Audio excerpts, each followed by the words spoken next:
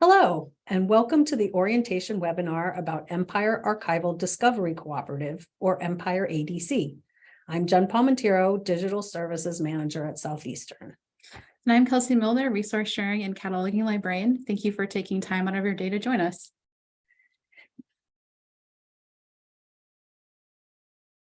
This is the fifth in a series of short webinars that will provide an overview of the services Southeastern provides to its members.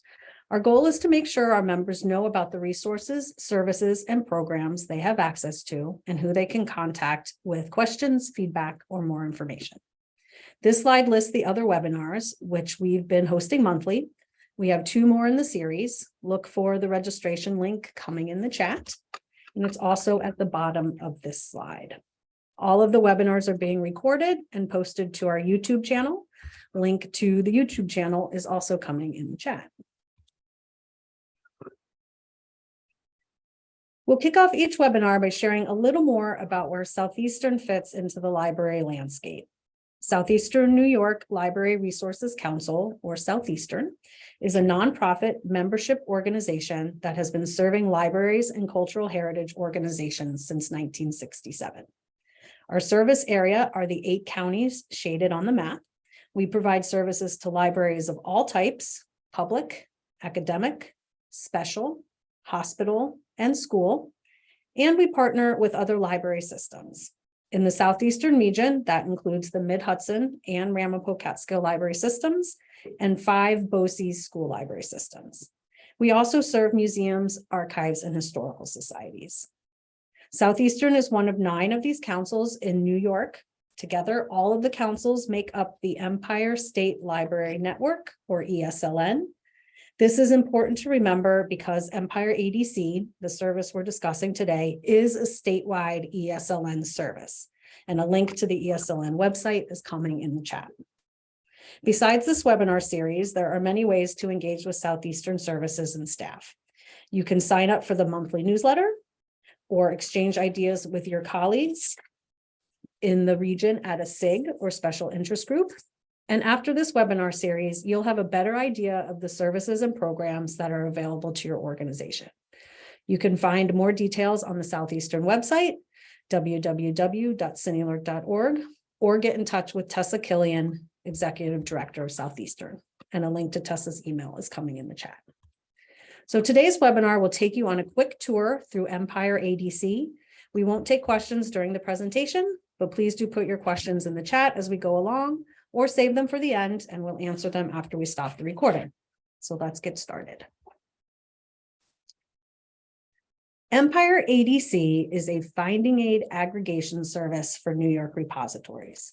Contribution is open to any organization in New York that holds archival, historical, or special collections and wants to make those collections more discoverable. And by finding aids, we're talking about descriptions of those collections. We're not hosting digital representations of collection items at Empire ADC, but rather information about the collections, information about the creation and the creators of a collection, the size of a collection, dates, languages, topics, and formats of the materials in the collection. And some finding aids provide information about what's in the boxes, folders, drawers, etc. All the good stuff that helps researchers know if a collection meets their needs. Empire ADC is administered by the Empire State Library Network, or ESLN, through its 9 regional systems. So it is a statewide project with support provided regionally. Kelsey and I provide support to organizations in the Southeastern region, and our systems manager here, Zach Spalding, is also very involved because Southeastern manages all the technology for the project on behalf of the entire state. So I want to mention now that it is a standards-based project.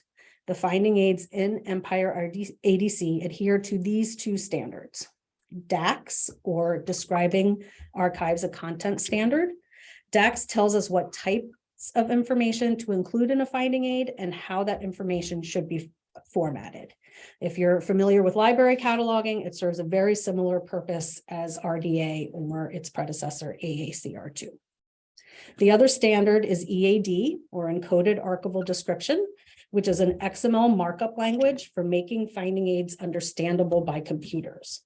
It provides a set of elements or tags, or you can refer to them as buckets, for identifying which piece of information is a title, which is a date, which is a creator, etc. Again, if you're familiar with library cataloging, it serves a very similar purpose as MARC. If these standards are unfamiliar to you, don't worry. No prior knowledge of them is required to contribute, I promise. So there are two ways to contribute to Empire ADC. If your organization can create EAD files locally, then you can submit them to us. And we have several different workflows that we support to get EAD files to us. For those organizations that can't create EAD files locally, we've developed a form tool for creating them. It's just a web form. You fill out the form and the system creates the EAD files for you. And that is a tool that we developed here at Southeastern with the support of our sister council in New York City, the Metro Library Council. And Kelsey is going to provide a quick demo of that form tool in a few minutes. But first, I want to give you a little tour of the front end of the system where the finding aids can be searched and browsed by the public.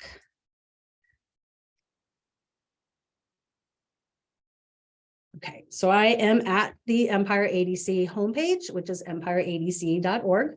And from the homepage, there's a search box right here, and I'll come back here in a minute and do a search. Searching from here, we'll search all 13,000 finding aids that we have in the system.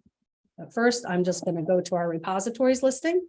And if you scroll through here, you'll see the types of organizations that are contributing finding aids. So many different types and sizes of institution. I'm going to get down to the H's and show you a couple. All right, so we're going to start here, Hudson River Maritime Museum. I always like to show this record because it's a very brief record. This is about all we require at Empire ADC. You do not have to say what's in the boxes. A brief collection level record like this is perfectly acceptable for the system. Now this one it's a small collection of 44 drawings, and they do here list the 44 drawings, but again, that is not required. Something this brief is all that you have to contribute. But we're going to go back and look at a couple more from the Hudson Area Library. So every institution gets a landing page like this. And from this landing page, I could just search Hudson Area Library's finding aids if I wanted to, but I'm going to click in to view all of our collections. And anytime you are searching or browsing and you get a set of finding aids, we have facets, so you can narrow down a set of finding aids by name or by format. It's the EAD that makes all of this possible. But I'm going to show you a couple more finding aids. First, we're going to look at this one, Albert Clement's papers. So again, you don't have to say what's in the boxes or the folders or the drawers, but you can, and there are two different ways to do it. So this one, again, here's a collection level record. This one's a little longer than the one I just showed you. But one of the things you can do is you can upload like a PDF that has that information about what's in the boxes, and you can attach it to the record. So in this case, when you do this, the information in these PDFs are not searchable at this time through the search boxes on the Empire ADC website. But it is a possibility if you already have that information in a PDF, you can just upload it with the collection level record. Another way of indicating what's in the boxes, like the one I showed you with the 44 drawings, is like this one. So here we have a contents tab. And this one actually has hierarchy built into it. A lot of these big collections are hierarchical. They're broken up into series and subseries and folders and so on, like this one. And if you build what we call a container list or an inventory this way, and Kelsey will show you in a minute how to do that, this is searchable from the search boxes on the homepage. And you can search right within here. So before I turn it over to Kelsey, I do want to go back to the homepage. I am going to do one search.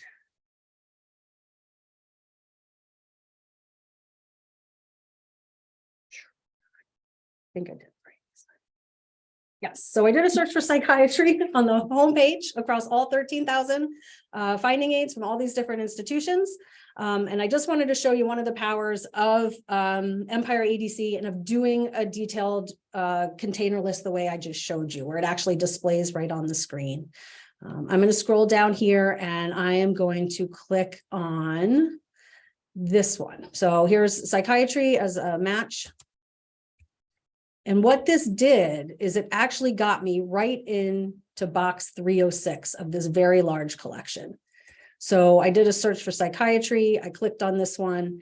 And if I look up here, it shows me where in the hierarchy I am of this collection, and down, down, down, I can drill down. But the cool thing about this is that every component in your inventory has a URL.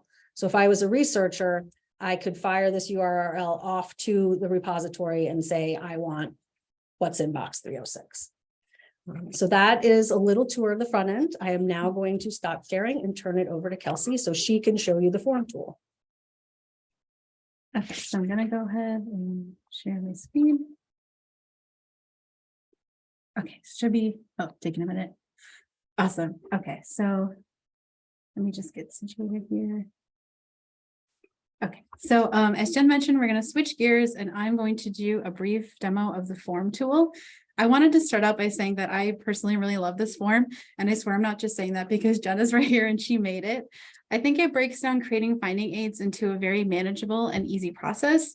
You can use this form even if you haven't made finding aids before or aren't familiar with encoded archival description.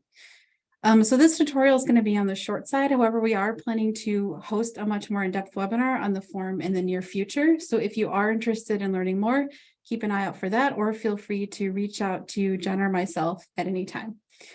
So right now I'm in the administrative side of the tool. So once you sign up for the service, you would receive credentials that allow you access to the site.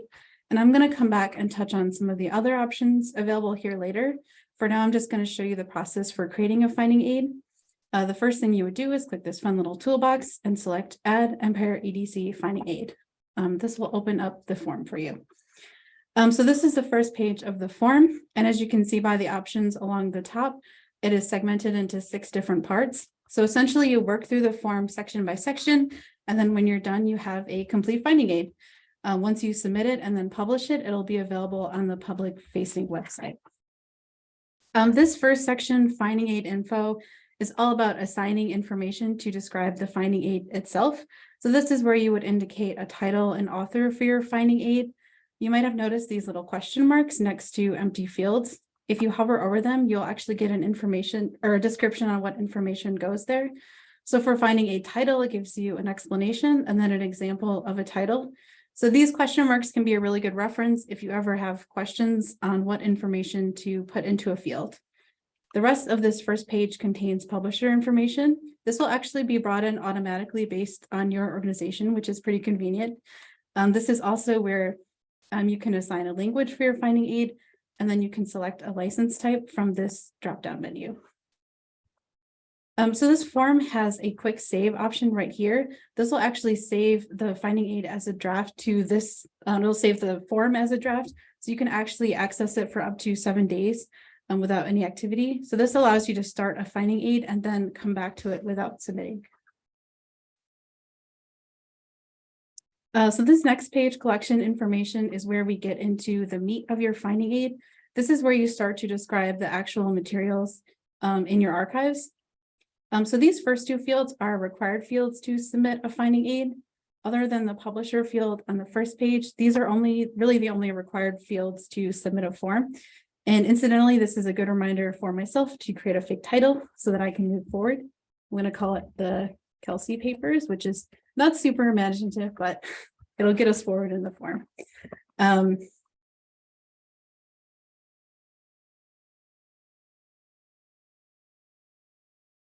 Okay, so the first thing you can do, you can include a collection ID if your organization happens to have one. You can also select a language, and if you hit the control option, you can actually select more than one.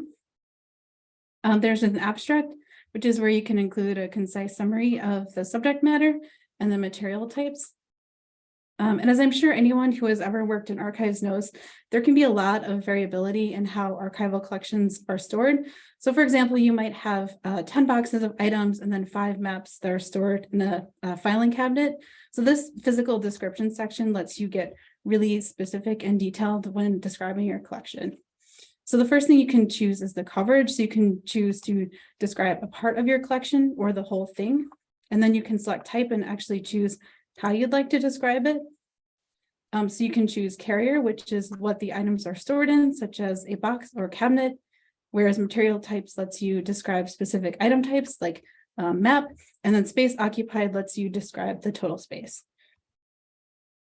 Some fields within this form can be repeated, and when that's the case, they'll have these pluses or minuses on the far right side. The plus will add a new empty field below that, and then if you want to remove it, you can click the minus. Okay, so now dates. Dates are similar in that you have some choices on how to structure the data. A lot of collections will have what are called inclusive dates and then bulk dates. Inclusive dates cover the whole range, whereas bulk dates indicate where the majority of the items fall. So you can choose to include both of these, and then within each one, you can actually choose to describe the dates in different ways. So you can put in a specific date, you can put in a date range, or you can include a freeform date, which is like a circa date or an approximate date. So we have some more fields here. You can include some information on the collection creator. You can include some administrative or biological or biographical information on the creator. You can include a scope or content note. There's also access restrictions, which is where you can include information on how to access materials, such as if they're located off-site or whether there are any restrictions. Similarly, use touches on restrictions in publishing or sharing materials from your collection. So essentially, this page covers all of the basics of what's in your collection, when it comes from, and who can access it. Okay, so I'm just going to move on to the next section. I'm a bit of a nerd, so this is my favorite section. This is where you get to assign access headings to your collection. And these are super important because they improve the accessibility of your finding aid on the website. They also populate those facets that we saw on the site. Your access headings will link your finding aids with others that have similar topics that are based in the same geographic region or happen to involve the same people. So this form has a lot of metadata options available. To add a specific type of metadata, you would click in the option and it'll open up the metadata options below. Within each type of metadata, there are actually different vocabularies that you can choose from. We also have local and then other boxes to choose from if you have local headings or if there is another vocabulary that you'd like to use. I'm going to do Library of Congress for my example. So these boxes are searchable, so you can look up the keyword that you have in mind. So I'm going to give an example. I like to include 2 things in every one of my trainings, cat references and bad jokes. So I'm going to do a search for tabby cats, which I've confirmed is a Library of Congress heading.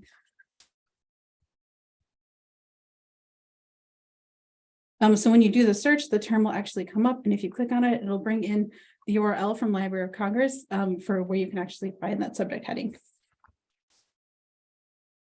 I'm just going to open a few of the other options to demonstrate how they look. So you can add personal, you can add corporate names, you can add family names. You can also add geographic locations.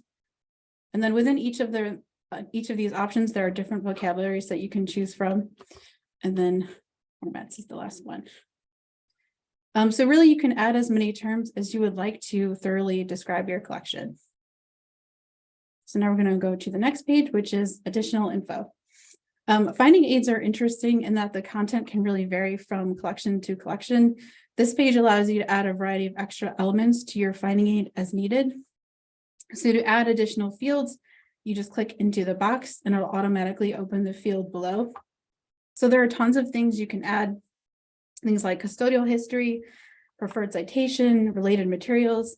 You can also add links to online items if you happen to have anything from the collection scan. I'm just going to do 3 as an example. So I'm going to open custodial history, preferred citation, and then link to online items. So it'll come in the order that it's listed here, and you would just click in the box and then open it up. At this point, you would just fill in that information and it'll appear on your published finding aid. So to remove a field, you could just uncheck them at the top to remove them. The link to online materials box is a little different in that it allows you to enter a title for an item and then a URL to a specific item. So then once it's published, and users could click on the link and actually view the item.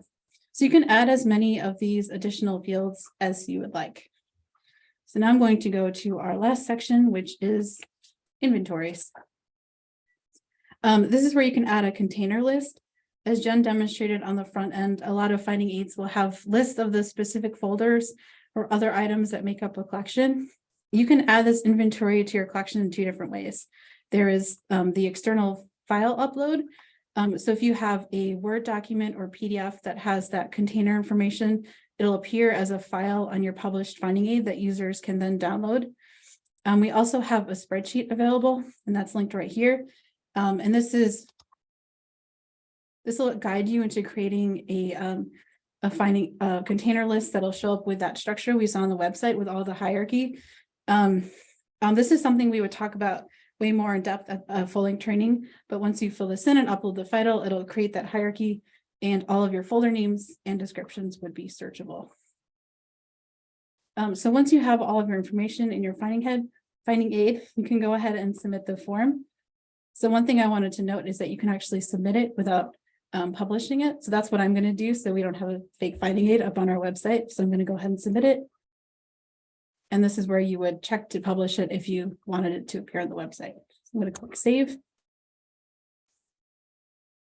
And then you'll get an overview of your finding aid, and you can also download it as XML. So I just wanted to go back to the admin homepage and show you a few more things. Jen created some great documentation for the form tool, which can be helpful if you have any questions. You can also view all of the finding aids that you've made by clicking tools and selecting my content. And so then if you wanted to view your finding aid, you could click the title, and this is also where you could edit it to make any changes that you need to. So that's about it for a short tour through the form. I'm going to toss it over to Jen again to go over pricing for Empire ADC.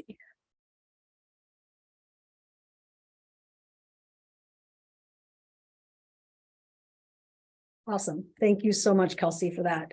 So I am back at the Empire ADC web page. If you're interested in knowing more about participation, we have a whole participation section. I just want to quickly run through the fees for the service because this is an Empire State Library Network service. So invoicing comes directly from ESLN, and there is a whole separate fee structure for the service. So it's broken into 5 tiers based on the size of your institution. And in order to find your tier, you look at the type of organization you are. And then the criteria for each type is different. So find where you fall within that criteria, and then you know your tier. And once you know your tier, there is a one-time setup fee. Again, that's just paid one time. And then there are annual fees. And again, by the tier. So a couple things to know about the annual fees. One is if you happen to fall in the very small category, then there are no annual fees. You pay the one-time setup fee, and then it is free from then on.